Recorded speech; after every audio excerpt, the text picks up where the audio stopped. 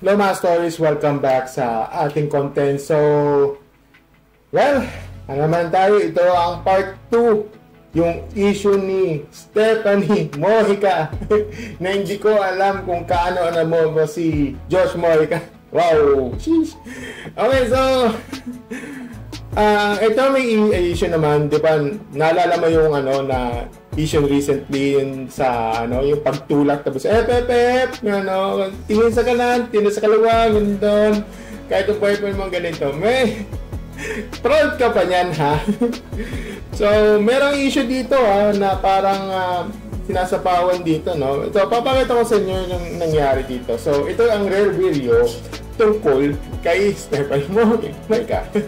Papakita ko sa inyo saglit. Wait lang. Okay, so wait lang. Loading pa. Oh my god, loading. Okay, ito na. Let's go. And wait lang. Wait lang mga kailan. So, ito na siya. Oh, nasan? Ayan na. Ayan. Okay, naglalakad siya. Okay, so, okay. Ayan, tinan mo sa likod pero sinasapawan niya Ayun, parang hinaharang. Ayan. Yung naka-block na yun, siya si Stephanie Mojica. So, itong interest, ito yung nasa likod yan, nakapila yan. Which is, yun talaga ang yung way niya. Diba? Okay, sige. Hindi kasi pwede, ayan. Dapat isa-isahin yan Hindi kasi pwede yung ganyan Okay. Okay? Alam mo yung parang, lahat na lang, parang hinaharang mo. Ano mo? Ayan. Ito yung talagang girian tong naka-yellow at naka-black. Ito yung siya. Buka lang mo yung yellow na to. Medyo nagigirian May haharang dito, may haharang dito. Ano mo? Okay, so, hinarang siya. Iyagigirian. Ayan. At tingnan mo may WhatsApp, tingnan mo. Yung sisiko. Boom! Napikon. Diba? Dito talaga napikon na Alam mo, di na ako magtataka kung bakit siya ganyan. Kung parang, alam mo, ako din sa mga netizens, ako din sa netizens yan. Ito yung tinatawag na main character syndrome. Ayaw niya na sasabotahe ang kanyang popularity. Ay nako. Alam mo, pagdating sa ganyan, may tanong kasi. Natanong sa'yo, kung ako yung judge, magugustuhan ba ako? Diba?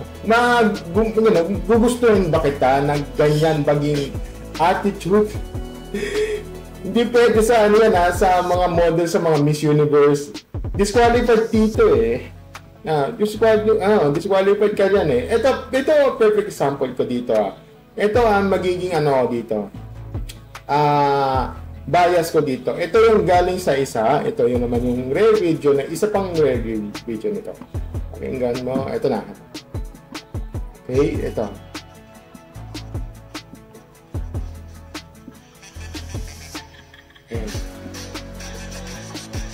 Ayan.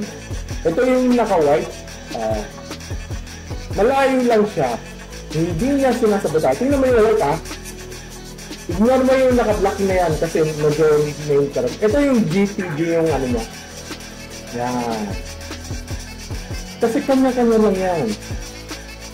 Yan. Diba? So, yan. Okay, so, yan na Okay. Okay, so, yan. Yan lang. Kahit dyan, wala, okay lang. As long as makikita, at the center, it's just a kind of sport. Okay? Walang dyan, yan yung, nagiging center eye ko dito. Okay, so, yun.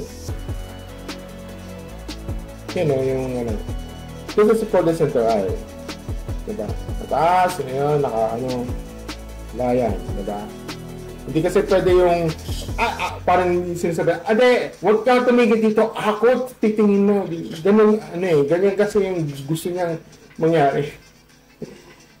Ay, naka. Diba? Alam mo, ikinaganda mo yan yung pagiging naka-tida na halos kita na ang panty. Wow! Diba? Diba? Okay. Ikinaganda mo yan. Diba?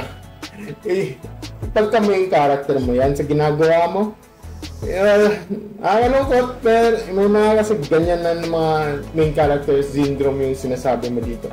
At nainis, medyo nainis ako at parang hindi siya professional yung ginagawa niya, no. Well, may napansin ako na parang na balak niya isali sa kay Mami Oldie yata yan, na kanyang anak na pwede daw.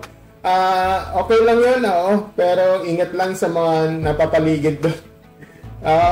Advice ko lang sa'yo, okay lang sumali, pero sana kung may ganun girian, wag mo siyang parang gusto niya igilid na lang siya, make it professional lang naman. May mga tao mga gusto niya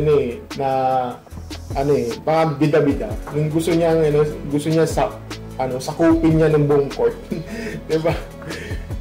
Well, for me dapat make it professional lang naman. Kung gusto niyo talagang sumikat in the own way, do it in the parang kung represent ganito, ayan. Wag siya yung parang main character syndrome. Huwag mo nang pansinin yun. Oo. Kala mo otherwise minsan kasi may mga cooking show. Wag lang sana magkaroon ng cooking show dahil pag ito ay may nananalo ganyan. Meron kasi alam ko jump pa lang yung parang may nakikita na akong magkaroon ng cooking show dito sa mga judge or whatever. Ewan ko. Diba? Pero yun, as long as wag niyo siyang hindi na yan. Kahit yung mga simple lang yung rampa, okay lang yun. Mas simple, mas maganda. Yun lang ang masasabi ko. Tapos yun, at